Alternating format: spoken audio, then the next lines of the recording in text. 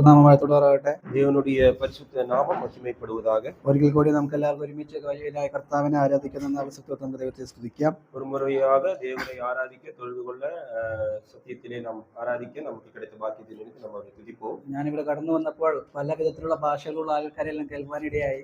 நான் இங்கே கடந்து வந்த பொழுது பலவித பாஷைகளை பேசக்கூடியவர்களை என்னால் காண முடிந்தது. തമിഴ് കേട്ടു, ഇംഗ്ലീഷ് കേട്ടു, മലയാളം കേട്ടു, ഹിന്ദിയും കേട്ടു. தமிழ் கேட்டேன், மலையாளம் கேட்டேன், ஆங்கிலம் கேட்டேன், ஹிந்தியையும் நான் கேட்டேன். എല്ലാവരും ഒരുമിച്ച് നാനാ ഭാഷകളെല്ലാവരും ഒരുമിച്ച് കർത്താവിനെ സ്തുതിക്കുന്നവർക്ക് ഞാൻ ദൈവത്തെ മഹിമപ്പെടുത്തി സ്തുതിക്കുന്നു. பலவித பாஷையினால் தேவனை துதிப்பதை நினைத்து நான் தேவனை ஸ்தோத்திரிக்கிறேன். ഞാൻ കോയപ്പുത്തൂർ അസംബ്ലിയിൽ കടന്നു വരുമ്പോഴൊക്കെ എനിക്ക് പഴയ നൊസ്റ്റാൾജികളൊക്കെ കടന്നു വരും. நான் கோவைப்புதூர் சபைக்கு கடந்து வரும்போது என்னுடைய பழைய கால நினைவுகள் எனக்கு கடந்து வருகிறது. ഇപ്പോൾ ഏകദേശം 7 വർഷമായി ഞാൻ ഇവിടുന്ന് വേലയ്ക്കായിട്ട് വേർതിരിഞ്ഞിട്ട്. நான் இப்பொழுது நான் என்னுடைய தேவனுடைய வேலை செய்வதற்காக இங்கிருந்து நான் சென்று இப்பொழுது 7 வருடங்கள் ஆகிறது. 7 വർഷം മുമ്പ് ഞാൻ സിലിഗുരിയിലേക്ക് കടന്നുപോയി. 7 வருடங்களுக்கு முன்பாக நான் சிலுகுரிக்கு கடந்து சென்றேன். ഇന്ന് ആ വഴികളെല്ലാം ഓർക്കുമ്പോൾ ദൈവത്തിന്റെ വലിയ കൃപ ഞാൻ ഓർക്കുന്നു.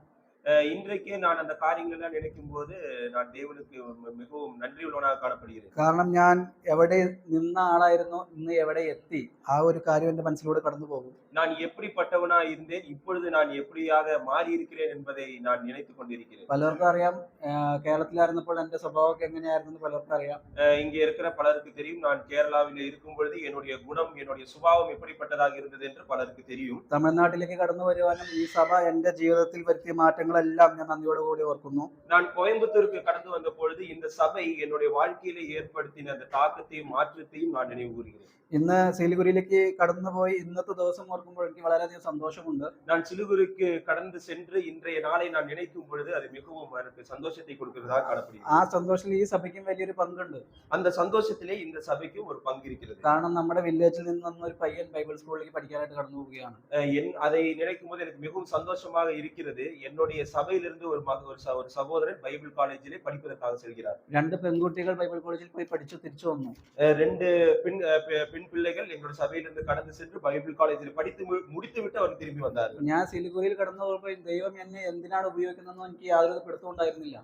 என்னை சிலுகுரிக்கு தேவன் அழைத்த போது எதற்காக தேவன் அங்கே என்னை கொண்டு போனார் என்பதை எனக்கு தெரியாமல் இருந்தது. എന്നാൽ ഇന്ന് എനിക്ക് നല്ല ബോധ്യമായ ദൈവം എന്തിനാണ് എന്നെ കൊണ്ടുപോയതെന്ന്. இன்றைக்கு எனக்கு நல்ல ஞானம் இருக்கிறது, தேவன் என்னை எதற்காக கொண்டு சென்றார். സിലിഗുരിയിലെ ആദിവാസികളുടെ ഇടയിൽ പ്രവർത്തനവും சிலுகுரிலே நான் ஆதிவாசிகள் மத்தியிலே நான் செய்கிற ஊழியமும், അവിടെ നമുക്കൊരു ചെറിയൊരു സഭയും കൂടിവരവും എല്ലാം നടത്തുവാൻ ദൈവം ഇടയാക്കി. அங்கே ஒரு சிறு சபையை தொடங்கவும் அங்கே ஒரு ஆராதனை தொடங்கவும் கர்த்தர் எனக்கு கிருபை செய்தார். അവിടുത്തെ വിശ്വാസികളെല്ലാം ഇന്ന് സ്വന്തം കാലിൽ ആരാധന എല്ലാം കൊണ്ടുപോകാൻ പ്രാപ്തരായതോർത്ത് ഞാൻ ദൈവത്തെ സ്തുതിക്കുന്നു. அங்கே இருக்கும் விசுவாசிகளை என்னுடைய அவர்கள் சொந்தமாக ஆராதனை நடத்துவதற்குள்ள முதிர்ச்சி அடைந்தவர்களாக அங்கே இருக்கிறார்கள். ഇന്ന് ഏകദേശം 20 വിശ്വാസികളോട് നമ്മുടെ സഭയിൽ കൂടി വരുന്നു. அங்கே என்னுடைய சபையிலே 20 விசுவாசிகள் அங்கே கூடி வருகிறார்கள். ഇന്ന് 3 സ്ഥലങ്ങളിൽ നമ്മുടെ പ്രവർത്തനങ്ങൾ നടക്കുന്നു.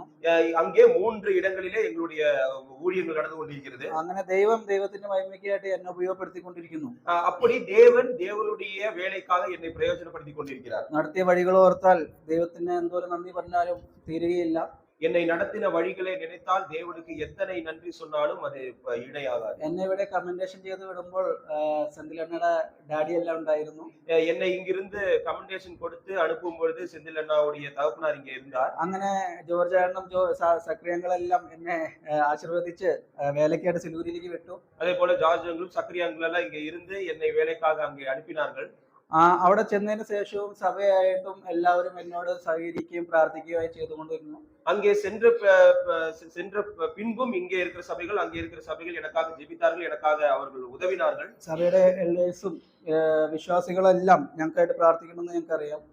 எனக்காக சபையில் இருக்கிற விசுவாசிகளும் மூப்பர்களும் எனக்காக ஜெபிப்பார்கள் என்பதை நான் அறிந்திருந்தேன். അതിന്റെ എല്ലാം ഒരു ഫലമാണ് ഇന്ന് ദൈവം അവിടെ നമുക്ക് ഒരു അനുഗ്രഹമായി തന്നെ നിർത്തിയിരിക്കുന്നത്. இதனுடைய பலனாகத்தான் அங்கே இப்படிப்பட்ட ஒரு சபை நிறுவி இருக்கிறது என்பதை நான் நம்புகிறேன். സിലിഗുരിയിൽ ഞാൻ കടന്നു ചെന്നപ്പോൾ എനിക്ക് ആദ്യം വളരെ പ്രയാസമായിരുന്നു. சிலுகுரிக்கு நான் கடந்து சென்ற காலங்கள் மிகவும் அது கடினமாக காணப்பட்டிருந்தது. എനിക്ക് ആദ്യം ഞങ്ങളെ വാടകയ്ക്ക് ഒരു ടിൻ ഷീറ്റ് ഇട്ട ഒരു വീട്ടിലായിരുന്നു. முதலாவது நாங்கள் ஒரு தகரம் போட்டிருக்கிற ஒரு வீட்டிலே நாங்கள் தங்கி இருந்தோம். ഞങ്ങൾക്ക് പലപ്പോഴും ചപ്പാത്തിയും കട്ടൻ കാപ്പിക്കായിരുന്നു ഞങ്ങളുടെ ഭക്ഷണങ്ങൾ. எங்களுடைய உணவு என்ன என்று நீங்கள் பார்த்தால் அது வரட்டியும் அது சப்பாத்தியுமாக காணப்படும். അവിടുത്തെ കാലാവസ്ഥ അനുസരിച്ച് ഞങ്ങൾക്ക് പല ബുദ്ധിമുട്ടുകളെല്ലാം ഉണ്ടായിരുന്നു. அங்க இருக்கும் அந்த கால நிலைமைகளும் எங்களுக்கு அது அனுகூலமாக இருக்கவில்லை. എന്നാൽ ദൈവം ഞങ്ങളെ ഉയർത്തി. ஆனால் தேவன் எங்களை உயர்த்தினார். ദേശത്ത് ദൈവം ഞങ്ങളുടെ ദൈവത്തിന്റെ മഹിമയ്ക്കായിട്ട് നിർത്തിയിരിക്കുന്നു. தேவன் அந்த தேசத்தின் மகிமைக்காக எங்களை நிலைநிறுத்தி இருக்கிறார். ഞങ്ങൾക്ക് അവിടെ സ്ഥലം മേടിക്കാനും വീട് വയ്ക്കാനും സഞ്ചരിക്കാൻ വാഹനം എല്ലാം നൽകി ദൈവം ഞങ്ങളെ അനുഗ്രഹിച്ചു. அங்கே தேவன் எங்களுக்காக ஒரு இடத்தையும் வீட்டையும் பிரயாணப்பட வாகனங்களையும் கற்றுக் கொடுத்திருக்கிறார். നാം ഇന്ന് ചിന്തിച്ചു നോക്കുമ്പോൾ നമ്മുടെ ജീവിതത്തിൽ ഇതെല്ലാം നമുക്ക് കാണുവാൻ സാധിക്കും. நாம் சிந்தித்து பார்த்தால் நம்முடைய வாழ்க்கையில இதெல்லாம் நமக்கு இருக்கும். നമ്മളിപ്പോ തിരിഞ്ഞു നോക്കിയാൽ നമ്മുടെ ജീവിതത്തിൽ നമ്മൾ ആദ്യ കാലഘട്ടത്തിൽ എവിടെയായിരുന്നു?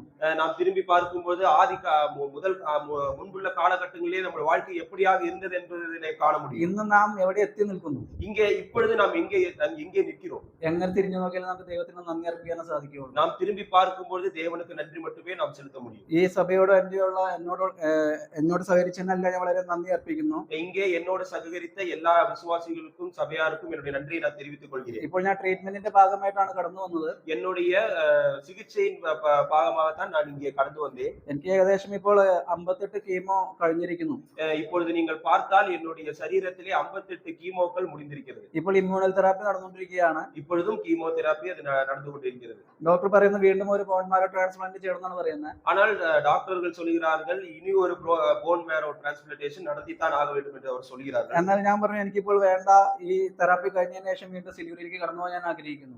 ஆனால் நான் சொல்லி இருக்கிறேன் எனக்கு இந்த சிகிச்சை வேண்டாம், இந்த கீமோதெரபி முடிஞ்சதுக்கு அப்புறம் நான் என்னுடைய தேசத்துக்கு நான் கடந்து போக வேண்டும் என்று நான் சொல்லி. ദൈവത്തിന്റെ കൃപ അത് വളരെയധികം അനുഭവിച്ചാൽ എനിക്ക് സാധിക്കുന്നു. அது என் தேவனுடைய கிருபையை நான் மிகவும் அனுபவத்தினால் காணப்படுகிறேன். നിങ്ങൾ സഞ്ചരിക്കുന്ന സ്പീഡിൽ ഞാൻ സഞ്ചരിക്കും.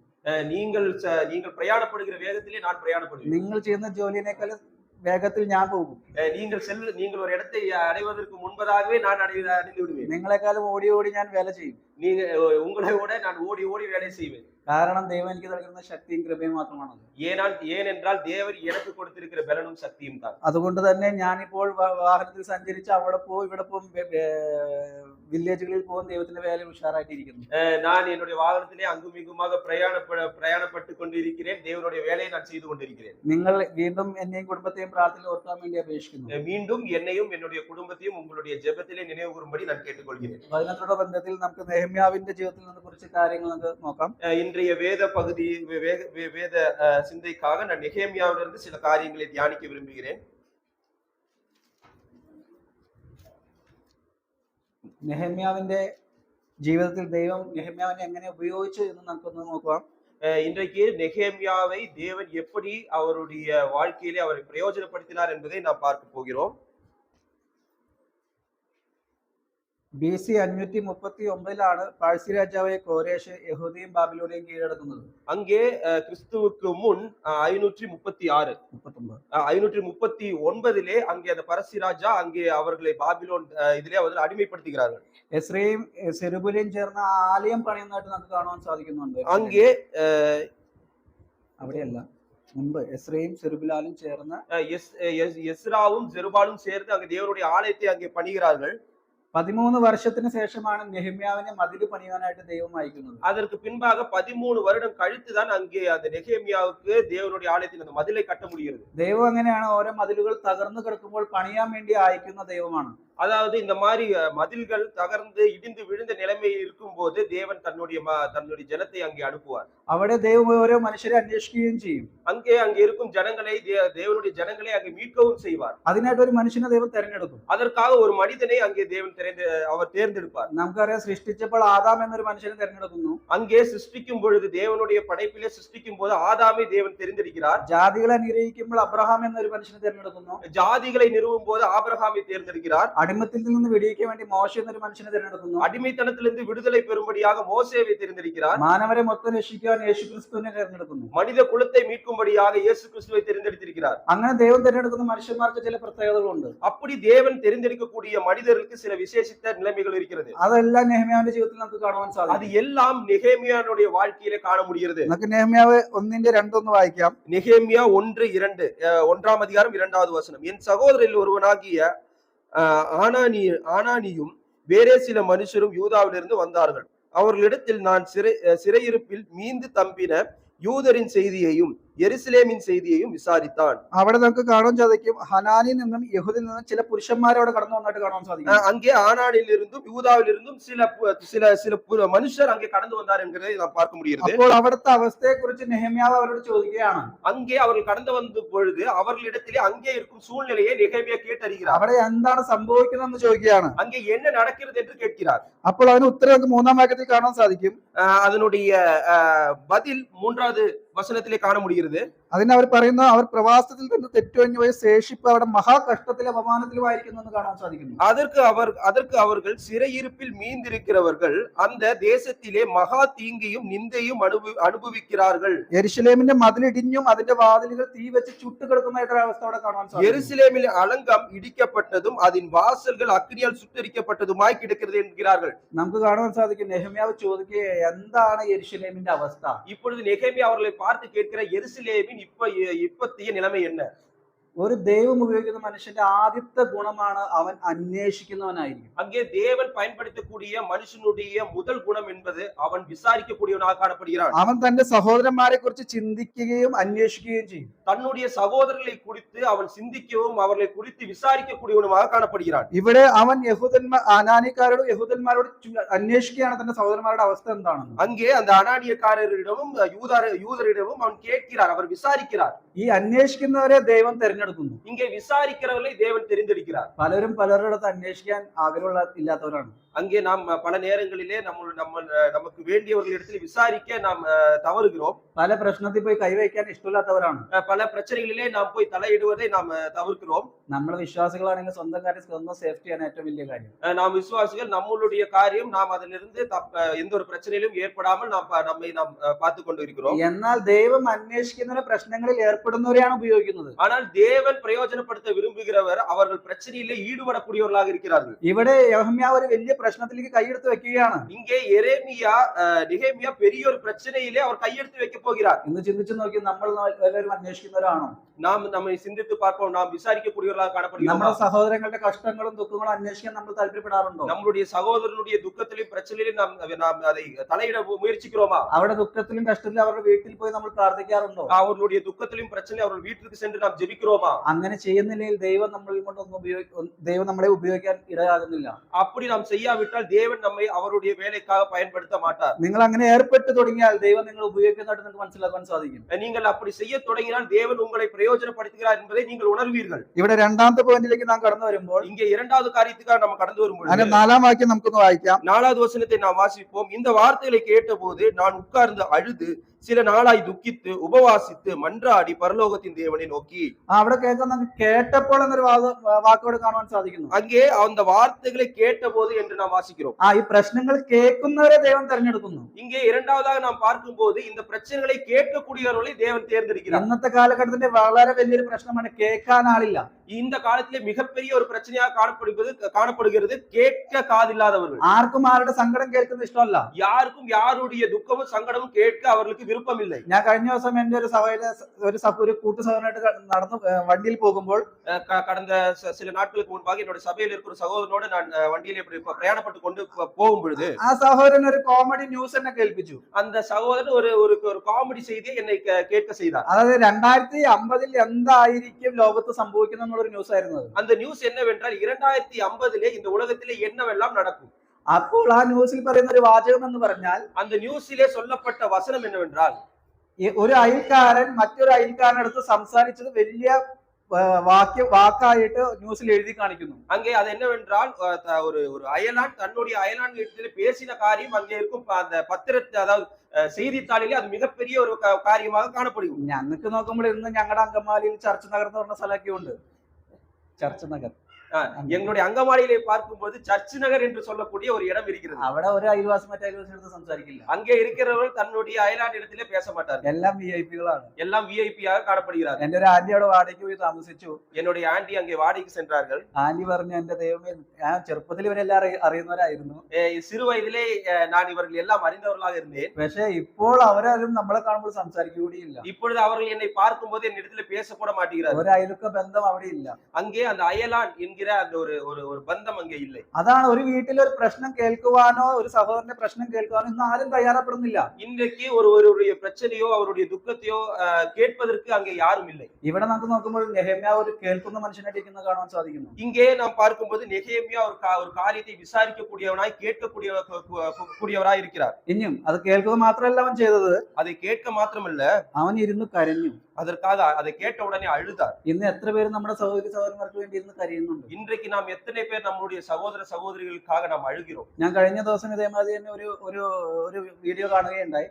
இதே மாதிரி இன்னொரு வீடியோவை நான் கண்டேன். ജോൺ വെസ്ലിയുടെ വീട്ടിലേക്ക് കുറച്ച് ബൈബിൾ സ്കൂളിൽ നിന്ന് പിള്ളേരെ കൊണ്ടുപോയി. ஜான் வெஸ்லி என்பவருடைய வீட்டிற்கு சில பிள்ளைகளை அங்கே கொண்டு போகிறார். ആദ്യം ഹാളിൽ പോയി. அங்கே போய் அவருடைய வீட்டினுடைய ஹாலில் இருக்கிறார். പിന്നെ അവൻ പ്രാർത്ഥിക്കുന്ന അവൻ വായിക്കുന്ന റൂമുകളിൽ പോയി. அங்கே அவர் வேதம் வாசிக்கிற அந்த அறைகளுக்கு சென்றார்கள். അവിടെ കുറെ ബുക്കുകൾ ഇരിക്കുന്നത് കണ്ടു. அங்கே நிறைய புத்தகங்கள் இருக்கிறதை கண்டார்கள். അത് കഴിഞ്ഞ് അവന്റെ ബെഡ്റൂമിലേക്ക് പോയി. அங்கே அது முடிந்ததுக்கு அப்புறம் அவருடைய படுக்கை அறைக்கு சென்றார்கள். അവിടെ ആ ബെഡ്റൂമിന്റെ താഴെയായിട്ട് 2 പാട് കണ്ടു. அங்கே அவருடைய பெட்ரூமிலே இரண்டு பாடுகள் அங்கே கண்டார்கள். അപ്പൊ കുട്ടികൾ ചോദിച്ചു, സാർ ഇതെന്താ ഈ പാട് കാണുന്നതെന്ന് ചോദിച്ചു. இங்கே அதை கேட்கும்போது இந்த 2 கரைகள் என்ன என்று கேட்டார்கள் அந்த பிள்ளைகள். അപ്പോൾ സാർ പറഞ്ഞു, അവിടെ ഇരുന്ന് മുട്ടുകുത്തിയാണ് ജോൺ വെസ്ലി എനിക്ക് വേണ്ടി ദേശത്തെ ഒരുക്കി തരണമെന്ന് പ്രാർത്ഥിച്ചുകൊണ്ടിരുന്നത്. அப்பொழுது அங்கே இருந்தவர்கள் சொன்னார்கள், இங்கே முழங்கால் படியிட்டு தான் ஜான் வெஸ்லி இந்த உலகத்தை எனக்காக ஆயத்தப்படுத்தி கொடுங்கள் என்று ஜெபித்தார் என்று சொன்னார். ജോൺ വെസ്ലി ആയിരങ്ങളെ ദൈവത്തിനായിട്ട് നേടിയ മനുഷ്യനാണ്.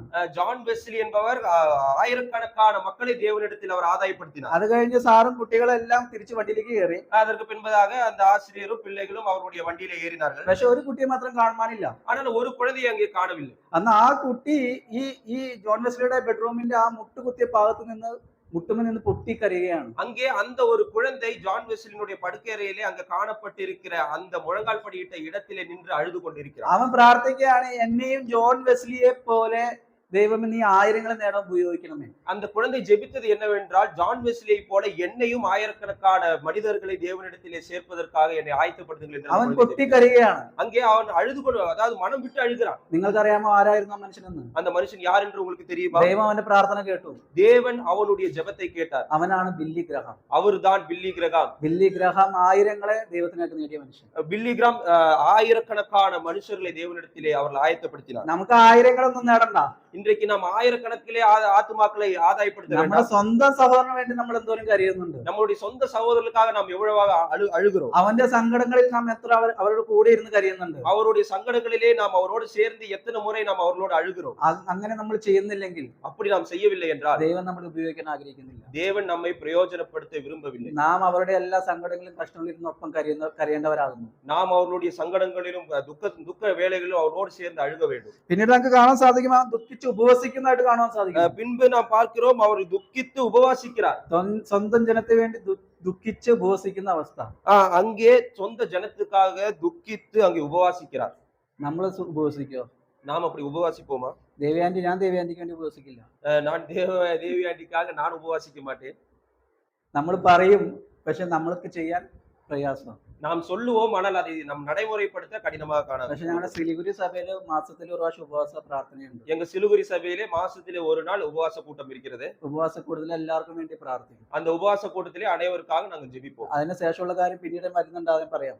அதற்கு பின்பாக நடக்கக்கூடிய காரியங்களை நான் இந்த നാം മറ്റുള്ളവർക്ക് വേണ്ടി പ്രാർത്ഥിക്കണം, കരയണം, ഉപവസിക്കണം. நாம் மற்றவர்களுக்காக ஜெபிக்க வேண்டும், உபவாசிக்க வேண்டும், அழுக வேண்டும். അതിന്റെ അനുഗ്രഹം ദൈവം നമ്മുടെ ജീവിതത്തിൽ നമുക്ക് വരുത്തി തരും. அதற்குள்ள பிரதிபலன்களை தேவன் நம்முடைய வாழ்க்கையிலே தருவார். ഇവിടെ നാം കണ്ടു, യെരുശലേമിൽ 42,000 പേരുണ്ടായിരുന്നു. அங்கே நாம் பார்க்கிறோம், எருசலேமிலே 42,000 பேர்கள் இருந்தார்கள். പക്ഷേ ദൈവം തെരഞ്ഞെടുത്ത ഈ നെഹമ്യാവിനെയാണ്. ஆனால் தேவன் தெரிந்தெடுத்தது இந்த நெகேமியாவை. നമുക്കറിയാം, ശമൂവേൽ ഉണ്ടായിരുന്നു. அங்கே சாமுவேல் இருந்தார். ആ ശമൂവേലിനെ തെരഞ്ഞെടുത്തത് എങ്ങനെയാ? அந்த சாமுவேலை தேவன் எப்படி ആ தெரிந்தெடுத்தார்? കാലത്ത് ദുർലഭമായിരുന്നു വചനം എന്നാണ് നാം കാണുന്നത്. அங்கே தேவனுடைய வார்த்தை மிகவும் அரிதாக காணப்பட்டிருந்தது. ദൈവത്തിന്റെ ശബ്ദകാലത്തിൽ ദർശനം ഉണ്ടായിരുന്നില്ലെന്ന് നാം அங்கே കാണുന്നു. தேவனுடைய வார்த்தை தரிசனத்திலே இல்லாத காலகட்டமாக காணப்பட்டிருந்தது. പക്ഷേ അവിടെ നാം കാണുന്നു, ശമൂവേൽ എന്ന് വിളിക്കുമ്പോൾ ശമൂവേൽ എന്ത് ചെയ്യുന്നു?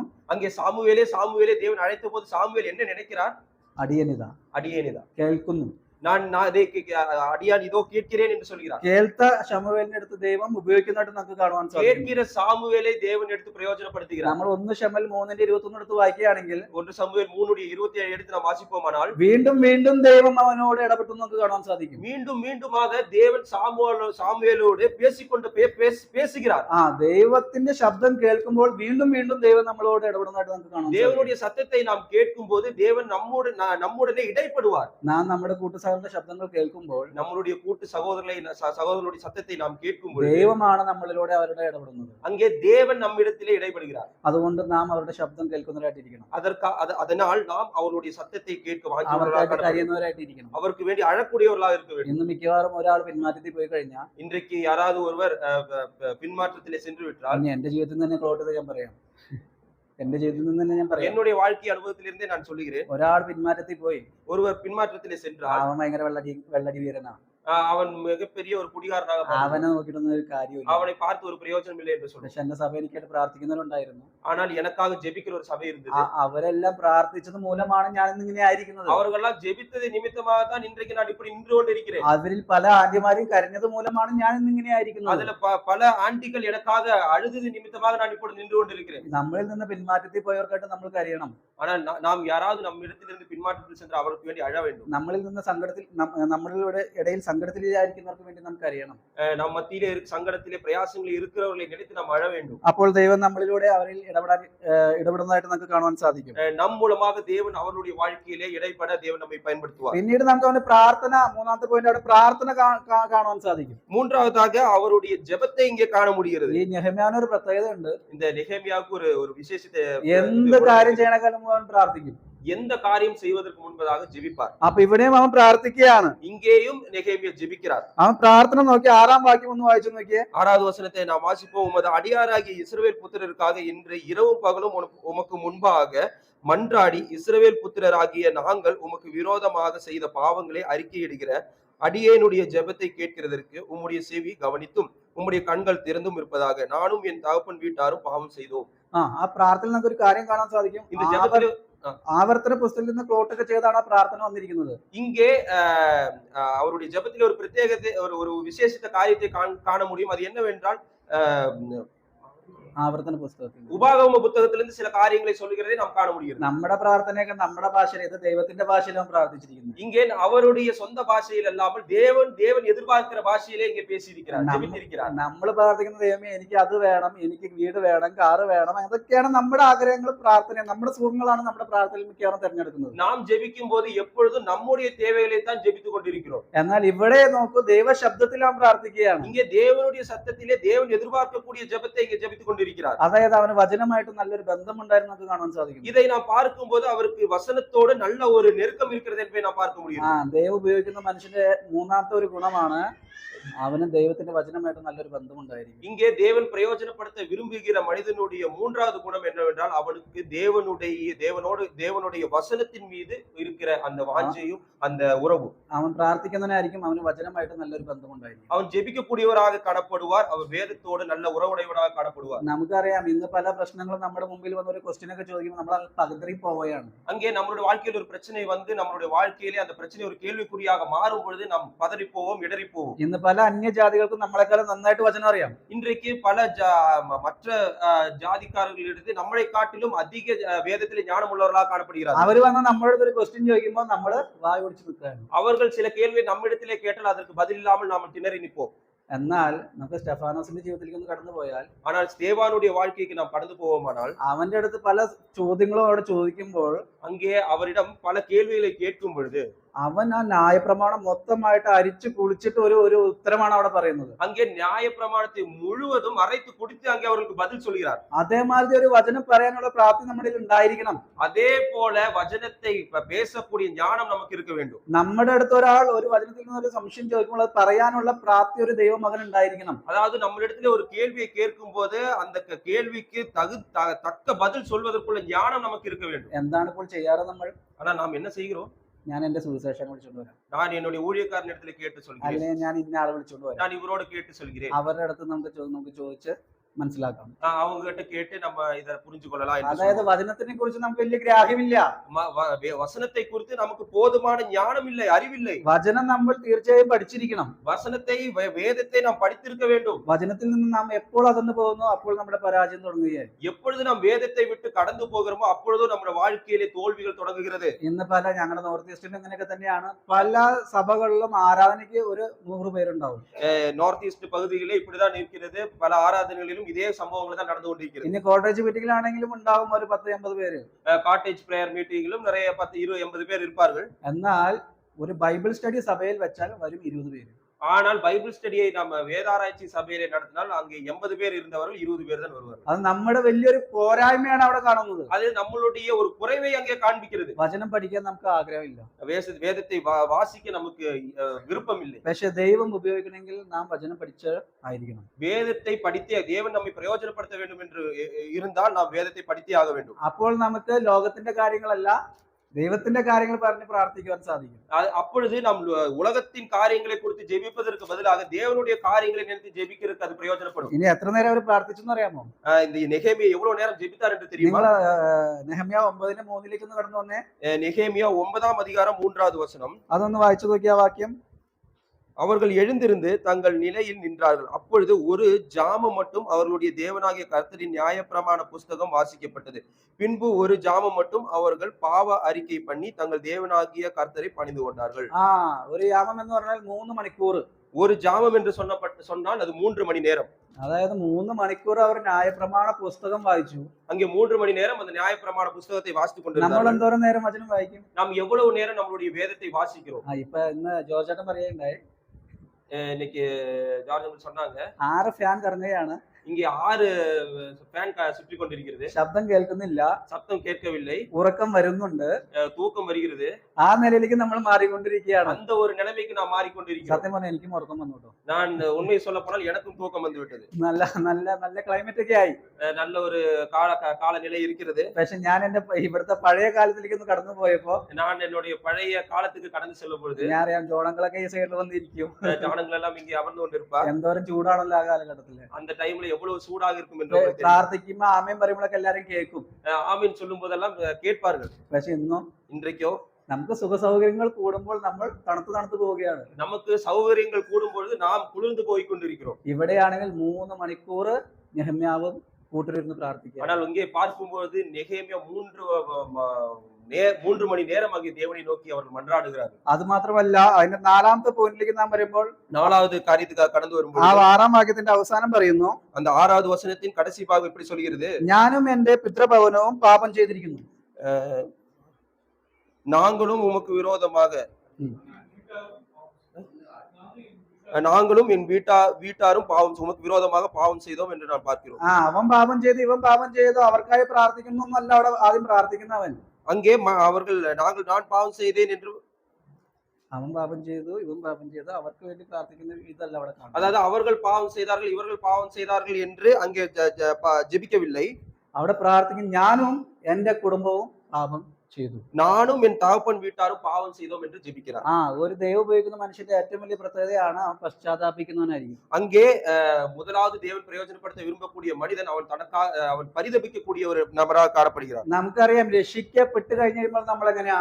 ரட்சிக்கப்பட்ட உடனே நாம் எப்படி இருக்கிறோம்? ഒരു പാപം ചെയ്ത് കഴിയുമ്പോൾ അയ്യോ കർത്താവേ എന്ന് പറഞ്ഞ് നമ്മൾ പോയി പാപം ഏറ്റു പറയും. ஒரு பாவம் செய்த உடனே நாம் அதற்காக பயந்து பரிதாபப்பட்டு நாம் தேவனிடத்திலே போய் மன்றாடுகிறோம். അതിനുശേഷം നമ്മൾ വലുതായി, அதற்கு பின்பதாக நாம் வளர்ந்து விட்டோம். നമ്മളിപ്പോൾ എങ്ങനെ പ്രാർത്ഥിക്കുന്നത്? இப்பொழுது நாம் எப்படி എങ്ങനെ പാപം ഏറ്റു പറയുന്നത്? எப்படி நம்மளுடைய பாவத்தை രാത്രി ഉറങ്ങാൻ പോകുമ്പോൾ நைட்டு தூங்க போகும்போது കർത്താവേ ഞങ്ങളുടെ പാപങ്ങളെല്ലാം ക്ഷമിക്കണം, என்னுடைய பாவத்தை எல்லாம் மன்னியும் என்று ஜெபிக்கிறோம். വളരെ സിമ്പിളായി. வெறும் மிகவும் எளிதாக നമ്മൾ ഇതിനോടൊക്കെ ഒരുമിച്ച് പോകുന്ന അവസ്ഥയിലായി. இதே மாதிரிதான் நான் இப்போ அதே நிலைமையில் தான் இப்போ നമ്മൾ போய் கொண்டிருக்கிறோம். കർത്താവ് അതല്ല ആഗ്രഹിക്കുന്നത്. ஆனால் தேவன் இதை விரும்பவில்லை. നമ്മുടെ ജീവിതത്തിലെ ഓരോ മേഖലയിലുള്ള പാപങ്ങളും കർത്താവിനോട് ഏറ്റുപറയണമെന്നാണ് കർത്താവ് ആഗ്രഹിക്കുന്നത്. நம்மளுடைய வாழ்க்கையிலே நடபடுகிற ஒவ்வொரு பாவத்தையும் தேவன் அங்கே அறிக்கையிட வேண்டும் என்பதை எதிர்பார்க்கிறார். അതുകൊണ്ടാണ് അവിടെ നെഹമ്യാ പ്രാർത്ഥിക്കുന്നത്, ഞാനും എന്റെ കുടുംബവും ചെയ്ത പാപങ്ങൾ ഏറ്റുപറയുന്നു. அதுதான் நெகேமியா அங்கே ஜெபிக்கிறார். நானும் என் தகப்பன் வீட்டாரும் செய்த பாவத்தை அங்கே அறிக்கை இருக்கிறார். ഞാൻ പറഞ്ഞില്ല ഞങ്ങളുടെ വില്ലേജിൽ പശ്ചാത്താപ സേവ വെക്കാറുണ്ട്, പശ്ചാത്താപത്തിന്റെ മീറ്റിംഗ് വെക്കാറുണ്ട്. இங்கே ஒரு உபவாச ஜெபத்தை நாங்கள் அங்கே வைத்திருக்கிறோம். സിലുവരിൽ ഞങ്ങൾ ഒരു മാസം ഉപവാസ പ്രാർത്ഥന വയ്ക്കുമ്പോൾ അതിനകത്ത് ഒരു സെക്ഷൻ എന്ന് പറയുന്നത് പശ്ചാത്താപ പ്രാർത്ഥനയാണ്. அந்த சிலுகுரியிலே நாங்கள் வைக்கிற அந்த ஜெப கூட்டத்தில் அதுல ஒரு பகுதி நாங்கள் இதற்காக, அதாவது பரிதபிக்கக்கூடிய அல்லது அறிக்கை இடுகிற காரியத்துக்காக நாங்கள் அதை பிரயோஜனப்படுத்துகிறோம். അവിടെ ഒരു പ്രത്യേകത ഉള്ളവർക്ക് വായിക്കുവാനോ എഴുതുവാനോ അവർക്കറിയില്ല. அங்கே அவர்களுக்கு வாசிக்கவோ எழுதவோ தெரியாது. പക്ഷെ അവരുടെ പ്രാർത്ഥന എന്ന് പറയുന്നത് ചിലർ പൊട്ടിക്കരഞ്ഞ് പ്രാർത്ഥിക്കും. அங்கே சிலர் அங்கே அழுது மனம் கசந்து அழுது அங்கே ஜெபிக்கிறார். ഞാൻ ചില സമയത്ത് അവരുടെ പ്രാർത്ഥന കേട്ട് ഞാൻ സ്വയം എന്റെ മനസ്സിൽ പറയാറുണ്ട്, நான் அவருடைய ஜெபத்தை கேட்டு என்னிடம் நான் சொல்லி இருக்கிறேன், ദൈവമേ അതുപോലെ ഒരു മനസ്സ് എനിക്ക് നൽകണം, அப்படிப்பட்ட ஒரு இருதயத்தை எனக்கு தாரும் என்று ஜெபித்திருக்கிறேன். നമ്മുടെ പ്രാർത്ഥന അങ്ങനെയായിരിക്കണം. நம்மளுடைய ஜெபம் அப்படிப்பட்டதாக காணப்பட வேண்டும். നമ്മുടെ പാപങ്ങളെ നാം ഏറ്റുപറയേണ്ടതായ ആവശ്യതയുണ്ട്. நம்மளுடைய பாவத்தை நாம் அறிக்கையிடவர்களாக காணப்பட வேண்டும். നമ്മുടെ ഓരോ മേഖലയിലെ പാപങ്ങളും നാം ഏറ്റുപറയണം. நம்மளுடைய வாழ்க்கையிலே கடந்து போகிற ஒவ்வொரு பாவத்தையும் நாம் அறிக்கையிட வேண்டும். പിന്നീട് അത് നാലാമത്തെ പോയിന്റിലേക്ക് നാം കടന്നു വരുമ്പോൾ, நாலாவது குறிப்புக்காக நான் கடந்து வரும் பொழுது, നാലല്ല അഞ്ചാമത്തെ പോയിന്റിലേക്ക് നാം കടന്നു വരുമ്പോൾ, ஐந்தாவது குறிப்பாக ഉത്തരവാദിത്തം ഏറ്റെടുക്കുന്ന ഒരു മനുഷ്യനെ ദൈവം ഉപയോഗിക്കുന്നു. அதாவது நாம் சில கடமைகளை ஏற்றெடுக்கக்கூடியவராக காணப்பட வேண்டும். അതിന്റെ 2:20 നാം വായിച്ചാൽ, 2வது அதிகாரத்தின் 20வது வசனத்தை நாம் வாசித்தால், സ്വർഗത്തിലെ ദൈവം ഞങ്ങൾക്ക് കാര്യം സാധിപ്പിക്കും, பரலோகத்தின் தேவனானவர் எங்களுக்கு காரியத்தை கைகூட வர பண்ணுவார். 18 വാക്യം വായിച്ചാൽ, എന്റെ ദൈവത്തിന്റെ കൈ എനിക്ക് അനുകൂലമായിരിക്കുന്നു, என் தேவனுடைய கரம் என் மேல் நன்மையாக இருக்கிறது. അതായത് അവന് ആ ഉത്തരവാദിത്തത്തിന് വേണ്ടി തയ്യാറെടുക്കുകയാണ്. എന്റെ ദൈവം എന്റെ കാര്യം സാധിച്ചു തരുന്ന ഒരു വലിയ ഉറപ്പിൽ അവൻ നിൽക്കുകയാണ്. அந்த பொறுப்பை அவர் எடுத்து அந்த காரியத்தை நடத்தி தருவார் என்ற நம்பிக்கை நெகேமியாவுக்கு இருந்தது. ആരുമില്ലെങ്കിലും ദൈവം നമ്മോട് കൂടെ ഉണ്ടെങ്കിൽ കാര്യം സാധിക്കും എന്ന് പറഞ്ഞാൽ കാര്യം സാധിച്ചിരിക്കും. அதாவது யாரு நம்முடன் இல்லாவிட்டாலும் தேவன் நம்மோடு இருந்தால் அந்த காரியம் நடைபெறும் என்பதை நாம் அறிந்திருக்க வேண்டும். ആ ഉത്തരവാദിത്തം എടുക്കാനുള്ള കഴിവ് നമുക്ക് ഉണ്ടായിരിക്കണം. அந்த பொறுப்பை எடுப்பதற்கு நமக்கு அந்த ஒரு தைரியம் இருக்க வேண்டும், அந்த ஒரு வாஞ்சை இருக்க வேண்டும். പലപ്പോഴും സഭയിലെ പ്രശ്നങ്ങളിലൊക്കെ കൈവയ്ക്കുമ്പോൾ, பல நேரங்களில் சபையில் இருக்கும் பிரச்சனைகளை தலையிடும் பொழுது ആ ഉത്തരവാദിത്തം എടുക്കാൻ പലരും മടിക്കുക ചെയ്യാറ്. அந்த பொறுப்பை எடுப்பதற்கு நிறைய பேர் தயங்குவார்கள். എന്നാൽ വിചാരിക്കണം, ദൈവം ഇവിടെയുണ്ട്, ദൈവം ആ കാര്യം സാധിപ്പിക്കും എന്നുള്ളൊരു ചിന്ത നമ്മുടെ മനസ്സിൽ വേണം. தேவன் இங்கே இருக்கிறார், அந்த காரியத்தை தேவன் நமக்காக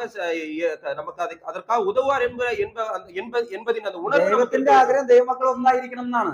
தேவனுடைய தேவை விசுவாசிகள் அனைவரும் ஒன்றாக இருக்க வேண்டும் என்பதே. ഇത് പല വിഷയങ്ങളും സംസാരിക്കാതെ വെച്ച് பல காரியங்கள் இந்த காரியங்களை பேசாமல் வைத்து അത് വലിയ പ്രശ്നങ്ങളായിട്ട് മാറും. அது பெரிய பிரச்சனைகளாக மாறிவிடுகிறது. ദൈവം കാര്യം സാധിപ്പിക്കുന്ന ദൈവമാണ്. தேவன் காரியத்தை வாய்க்க பண்ணக்கூடியவராக காணப்படுகிறார். ദൈവത്തിന് അവസരം കൊടുക്കുന്നില്ല. நாம் ஆனால் தேவனுக்கு அதற்குள்ள வாய்ப்பை கொடுப்பதில்லை. പിന്നീട് നാം കാണുവാൻ സാധിക്കുന്നു, അതിന്റെ 20ാം വാക്യത്തിൽ തന്നെ ഞങ്ങൾക്ക് കാര്യം സാധിപ്പിക്കുന്നു കാണുന്നു. அதாவது எங்களுக்கு காரியத்தை கைகூடி வர பண்ணுகிற தேவன். ആദ്യം പറയുന്നത് എന്താണ്?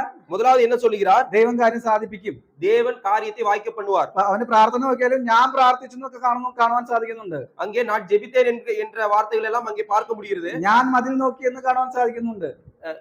ഞാൻ മതിൽ നോക്കി, நான் அந்த அந்த மதிலை பார்த்தேன் என்று சொல்லுகிறார். അവിടെ ഞാൻ എന്നുള്ള ചില വാക്കുകളൊക്കെ നമുക്ക് കാണാൻ സാധിക്കും. நான் என்ற சில வார்த்தைகள் அங்கே காண முடிகிறது. എന്നാൽ ഇവിടെ കാണാൻ സാധിക്കുന്നത് ഞങ്ങൾ കാര്യം സാധിക്കും. ஆனால் இங்கே எங்களுக்கு காரியம் சாதிக்கப்படும் என்று அவர் விரும்புகிறார். ദൈവം ഒരാളെ തെരഞ്ഞെടുത്ത ദൈവം അവനോട് കൂടെ കുറെ പേരെ കൂട്ടിച്ചേർത്തു. அங்கே தேவன் ஒருவரை தெரிந்தெடுத்தார். அந்த தெரிந்தெடுத்தவருக்காக சில நபர்களை தேவன் அவர்களுக்கு கொடுப்பார். നമുക്ക് വചനത്തിൽ പല ഭാഗങ്ങളും നോക്കിയാൽ നമുക്ക് കാണാൻ സാധിക്കും. வேதத்திலே பல இடங்களிலே பல வசனங்களிலே அதை நாம் காண முடியும். നമ്മൾ ദാവീദിന്റെ ജീവിതത്തിലേക്ക് പോയാൽ ദാവീദ് എവിടെ നിന്ന ദാവീദായിരുന്നു? அங்கே தாவீதுடைய வாழ்க்கையை பார்க்கும்போது தாவீது எப்பேற்பட்ட நிலைமையிலே இருந்தார். സ്വന്തം ചേട്ടന്മാരെ വരെ കൈവിട്ട ദാവീദ്, தன்னுடைய சொந்த சகோதரர்களும் தாவீதை கைவிட்டார். ഗോലിയാത്തിന്റെ അടുത്ത് ഒറ്റയ്ക്ക് ഏറ്റുമുട്ടാൻ പോകുന്ന ദാവീദ്, அங்கே கோலியாத்திடம் தனியாக கோலியாத்தை நேரிடுகிறார். എന്നാൽ 2 ദിനാവൃത്തത്തിലേക്ക് നമ്മൾ കടന്നു വരുമ്പോൾ, ஆனால் 2 நாளாகமத்துக்கு நாம் கடந்து வரும் பொழுது 12:1-2 എനിക്ക് തോന്നുന്നു, അതിനവിടെ പറയുന്നത് ദൈവം അവനോട് കൂടെ വില്ലാളി വീരന്മാരെ കൂട്ടിച്ചേർത്തു നമുക്ക് കാണാൻ സാധിക്കും. அங்கே வீராதி வீரர்களை தாவீதோடு தேவன் சேர்த்தார். അവർ വലം കൈ കൊണ്ട് ഇടം കൈ കൊണ്ട് കല്ല് വീക്കാൻ പ്രാപ്തിയുള്ളവരായിരുന്നു നമുക്ക് കാണാൻ அங்கே அவர்கள் வலங்கையினாலும் இடங்கையினாலும் அந்த கல்லை எரிய வல்லவர்களாக காணப்பட்டார்கள். ദാവീദിന് ഒറ്റ കൈ കൊണ്ട് വീക്കാൻ സാധിച്ചുള്ളൂ. ஆனால் தாவீதுக்கு ஒரு கையை மட்டும்தான் பிரயோஜனப்படுத்த முடிந்தது. എന്നാൽ ദൈവം കൂട്ടിച്ചേർത്തവർക്ക് അതിനേക്കാളേറെ ശക്തി ഉണ്ടായിരുന്നു. ஆனால் தேவன் அவரோடு சேர்த்தவர்களுக்கு அதை காட்டிலும் வல்லமை உள்ளவர்களாக காணப்பட்டார்கள். നമുക്കറിയാം 13 വർഷം കൊണ്ട് പണിയാൻ പറ്റാത്ത മതിൽ 52 ദിവസം കൊണ്ട് പണിത് തീർത്ത്. அங்கே 13 வருடங்களாக கட்ட முடியாத அந்த மதிலை அவர்கள் 59 நாட்களிலே அவர்கள் முடித்து விட்டார்கள். ആ 52 ദിവസം കൊണ്ട് അവർ പണിത് തീർന്നു പറയുമ്പോൾ നമുക്ക് വചനത്തിൽ കാണുവാൻ സാധിക്കും, ഓരോ ഭാഗത്തും ഇന്ന കുടുംബം മടന്നു നമുക്ക് കാണുവാൻ സാധിക്കും. அந்த 52 நாளே கட்டி கொடுத்த மதில்கள் மதில்களை நாம் பார்க்கும் பொழுது அந்த அந்த மதிலை ஒவ்வொரு குடும்பங்களாக கட்டி கொண்டிருக்கிறது. അതായത് ഉത്തരവാദിത്തം ഏറ്റെടുക്കുന്നവന് ദൈവം കാര്യം സാധിച്ചു കൊടുക്കുന്നു. அதாவது இந்த பொறுப்பை எடுக்கிறவர்களிடத்தில் தேவன் காரியத்தை வாய்க்க பண்ணுவார். കാര്യം സാധിക്കുക മാത്രമല്ല അവനോട് കൂടെ ആളുകളെയും ദൈവം ചേർക്കുന്നു. அது அந்த காரியத்தை வாய்க்க பண்ணுவது மட்டுமல்ல, அவர்களுக்காக ஆட்களை தேவன் ஆயத்தப்படுத்துவார். ഇനി 1:12 കടന്നു പോകുമ്പോൾ 1-ാം അധികാരം 12ാவது വചനത്തിൽ വേറൊരു ഗുണം നമുക്ക് കാണുവാൻ സാധിക്കുന്ന ദൈവം ഉപയോഗിക്കുന്ന இங்கே தேவன் பிரயோஜனப்படுத்துகிற வேறொரு குணத்தை நாம் பார்க்க முடிகிறது. അവനൊരു പാനപാത്രവാഹകനായിരുന്നു. 1:12 ഞാൻ രാജാവിന് പാനപാത്രവാഹകനായിരുന്നു. நான் ராஜாவுக்கு பானபாத்திரக்காரனா இருந்தேன். ഒരു പാനപാത്രവാഹകൻ എന്ന് പറയുമ്പോൾ എന്താണ്? அங்கே ஒரு பானபாத்திரக்காரன் என்று சொன்னால் என்ன? രാജാവിന് ഏറ്റവും വിശ്വസ്തനായ, அதாவது ராஜாவுக்கு மிகவும் நம்பிக்கையான ஒருவன். അതായത് രാജാവിന് അവൻ കൊടുക്കുന്ന പാനം ചെയ്തതിനു ശേഷമാണ് രാജാവ് കുടിക്കുക. அதாவது இவன் அந்த பானபாத்திரத்தை குடித்த பின்புதான் ராஜா குடிப்பார். കാരണം രാജാവിന്റെ ജീവന് വരെ ഭീഷണിയാകുന്ന കാര്യങ്ങളെ മാറ്റുന്നവനാണ് ഈ വിശ്വസ്തൻ. ராஜாவுக்கு உயிருக்கு ஆபத்தான காரியங்களை மாற்றக்கூடியவன் தான் இந்த பானபாத்திரக்காரன். അപ്പോൾ നെഹെമ്യാ വിശ്വസ്തനായ ഒരു വ്യക്തിയാണെന്ന് നമുക്ക് കാണാൻ സാധിക്കും. நெகேமியா ஒரு நம்பிக்கையான நபராக காணப்பட்டார். നമ്മുടെ ജീവിതത്തിൽ നമ്മൾ വിശ്വസ്തനായ ഒരു വ്യക്തിയായിരിക്കണം. நம்மளுடைய வாழ்க்கையிலே நாம் உண்மையுள்ளவர்களாக காணப்பட வேண்டும்.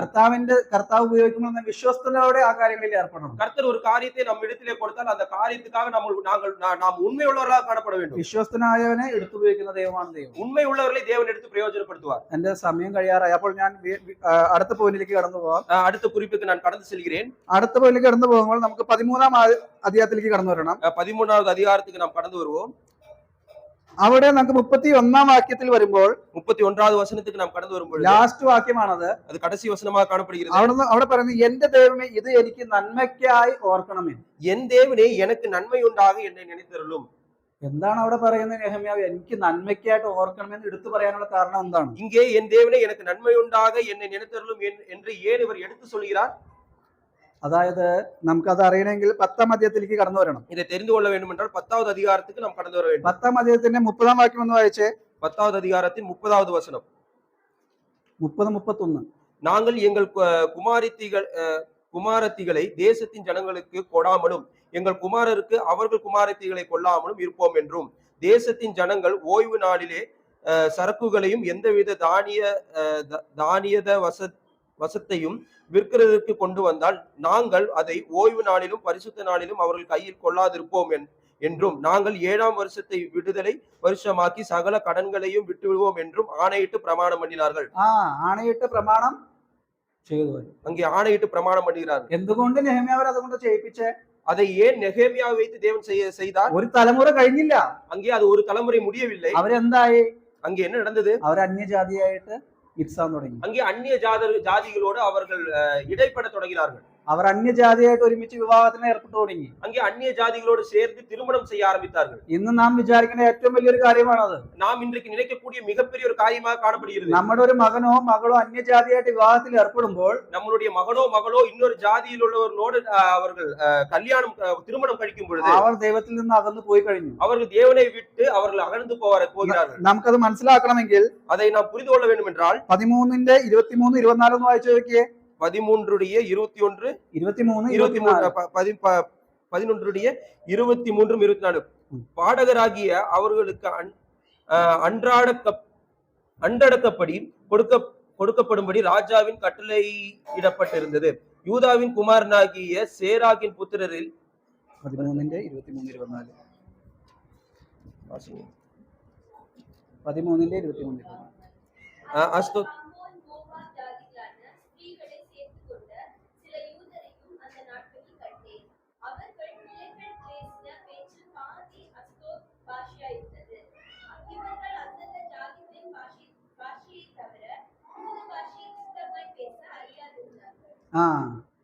അസ്തോരയിലൊക്കെ ആയിട്ട് അവർ മിക്സ് ചെയ്ത് കല്യാണം കഴിച്ചു.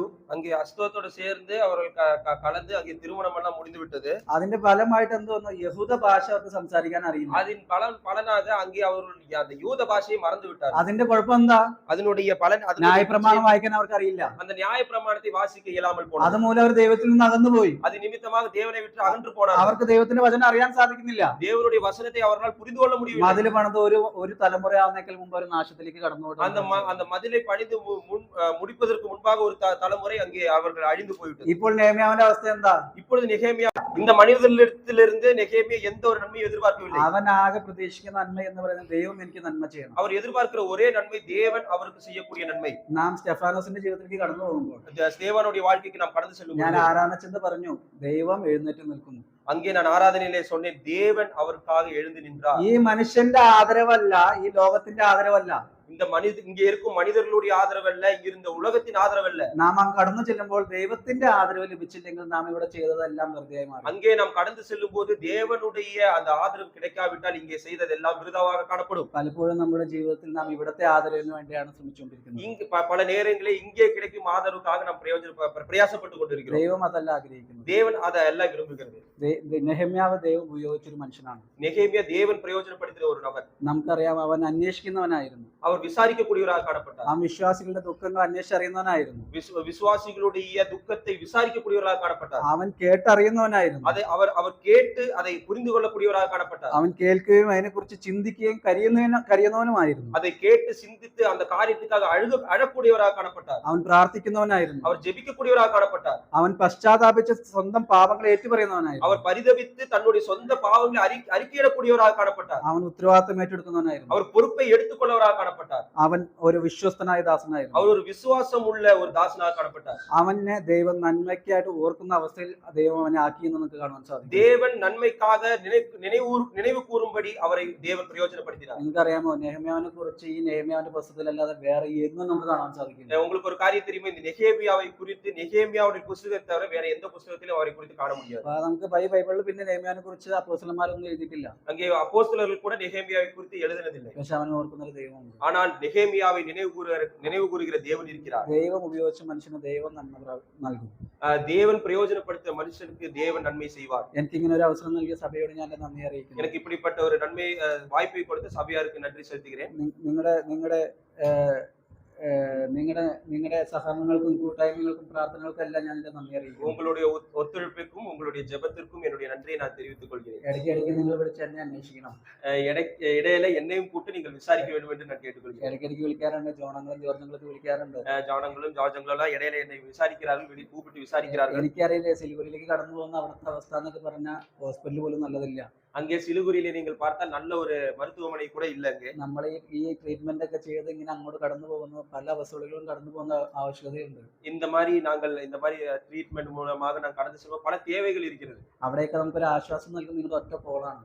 அங்கே எல்லாம் எனக்கு ஆறுதல் கொடுக்கக்கூடியது உங்களுடைய പലപ്പോഴും ഒറ്റപ്പെട്ട പോയ അവസ്ഥയിലായിരിക്കും നമ്മൾ അവിടെ. அங்கே பல நேரங்களிலே தனித்து விடப்பட்டேன் என்ற ஒரு நிலைதான் നമ്മുടെ ആളുകളില്ല, എല്ലാം ആദിവാസികളാണ്. அங்கே நமக்கு தெரிந்தவர்கள் யாருக்கு, அங்கே இருக்கிறவர்கள் எல்லாம் ஆதிவாசிகள். അവിടെ നിങ്ങളുടെ ഒരു ഒറ്റ കോള് എനിക്ക് നൽകുന്ന ആശ്വാസം വളരെ വലുതാണ്. உங்களுடைய விசாரிப்பு, ஒரு விசாரிப்பு தான் எனக்கு கொடுக்கக்கூடிய சமாதானம். ദൈവം നിങ്ങളെല്ലാവരെയും അനുഗ്രഹിക്കുന്നത്. தேவன் உங்களை ஒவ்வொருவரையும் ஆசீர்வதிப்பாராக.